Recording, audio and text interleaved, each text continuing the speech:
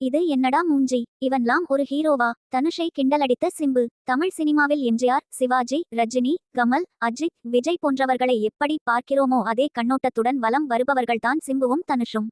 குழந்தை நட்சத்திரத்தில் இருந்தே சிம்பு இந்த சினிமாவில் இருந்தாலும் தனுஷ் அவரையும் ஓவர்டேக் செய்து இப்போது எங்கேயோ போய்விட்டார். அந்தளவுக்கு உச்சத்தை அடைந்திருக்கிறார் தனுஷ். தனுஷ் இந்த சினிமா உலகிற்கு அறிமுகமான போது சிம்பு ஒரு ஸ்டார் என்ற அந்தஸ்தை பெற்றார்.